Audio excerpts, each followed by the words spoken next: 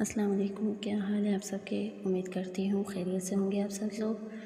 آج ہم جس موضوع پہ بات کر رہے ہیں وہ ہے فرعون اور موسیٰ کی کہانی۔ رامسیس قوم کے بعد اس کا بڑا بیٹا مفتاح فرعون ہوا۔ یہ خود بوڑھا ہو چکا تھا۔ تخت نشینی کے بعد اس کی عمر کم از کم 70 برس سے کم نہ تھی، مگر یہ مدت عملاً حکومت کر رہا تھا، کیونکہ جب سے بڑھاپے نے اس کے باپ رامسیس کو بیکار کر دیا تھا تو یہی اس کا نائب السلطنت تھا۔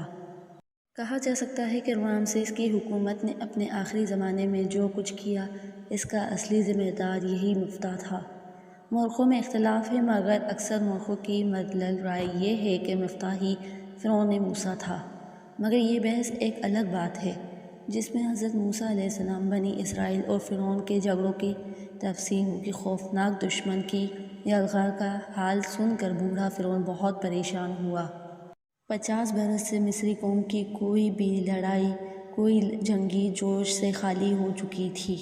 لمبے امن کا نتیجہ یہ نکلا کہ وہی مصری جو پہلے جنگی میدانوں کے گیت جھوم جھوم کر گایا کرتے تھے، اب فوجی زندگی کو ذلیل زندگی سمجھنے لگے تھے۔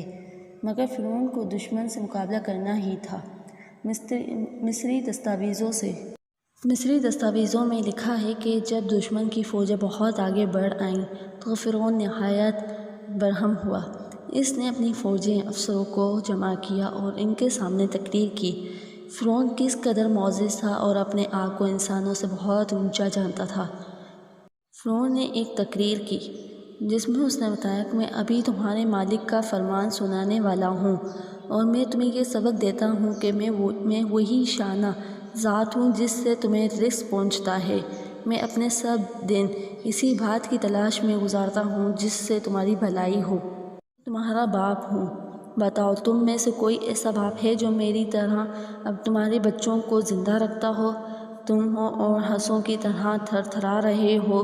تم نہیں جانتے کہ کون سا کام کرنا اچھا ہے۔ تم میں سے کوئی بھی دشمن کو جواب نہیں دے رہا، اور ہمارا ملک اس قدر بے طاقت ہو گیا ہے کہ تم قوموں کو اس پر حملہ کرنے کی جرأت ہو گئی ہے۔ وحشی لوگ سرحد کو پامال کر رہے ہیں اور باغی لوگ روز ہمارے ملک کی حرمت توڑ رہے ہیں۔ وہ مصر میں اسی لیے گھسے ہیں کہ اتنی روزی پائیں۔ ان کا منصوبہ یہ ہے کہ یہاں جم جائیں، مگر میرا فیصلہ یہ ہے کہ انہیں ان کی پیٹھوں پر ہونے کی حالت میں ہی اسی طرح دبوچ لوں جس طرح مچھلی دبوچ لی جاتی ہے۔ فرعون کی اس جوشیلی تقریر کے بعد فرعون نے اعلان کیا کہ دشمن کے مقابلے میں وہ اپنی فوجوں کی کمان خود کرے گا۔ فرعون کی جوشیلی تقریر سے فوجی افسروں میں تو گرم جوشی پیدا ہو گئی، مگر سوال یہ اٹھتا تھا کہ 70 برس کا بوڑھا بادشاہ سپہ سالاری کر بھی سکتا ہے؟ مقابلہ بڑا نازک تھا۔ فرعون اپنی فوجوں کی کمان کرے تو لڑائی کی ہولناکیاں جھیلنے کی اپنے دل میں طاقت کہاں سے لائے، اور کمان نہ کرے تو سرفروشی اور ہمت کیسے پیدا ہو؟ لیکن یہ مشکل ایک خواب نے دور کر دی۔ فرعون رات کو سو رہا تھا، دیوتا فتح اس کے آگے ظاہر ہوا، بڑے جلال سے فرمانے لگا، ٹھہر جا، یہ شخص کم ہمتی اور ڈر اپنے دل سے دور کر دے۔ فرعون نے دیوتا سے عرض کی، تو پھر میں کیا کروں؟ دیوتا نے فوراً جواب دیا، دشمن کے سامنے اپنی پیدل فوج بھیج دے اور اس پیدل فوج کے آگے بہت سی رتھ سوار فوج آگے بڑھا دے۔ فرعون نے دیوتا کے حکم کے سامنے سر جھکا دیا۔ اتفاق کی بات یہ ہوئی کہ دیو نے اپنے حملے کی جو تاریخ مقرر کی تھی کسی وجہ سے اس تاریخ پر حملہ نہ کر سکا، اور مصری فوج نے جو فرعون کے خواب پر ایمان لا چکی تھی اچانک جان توڑ کر دھات بول دیا۔ دشمن کے خیال میں بھی نہ تھا کہ مصری حملہ کریں گے۔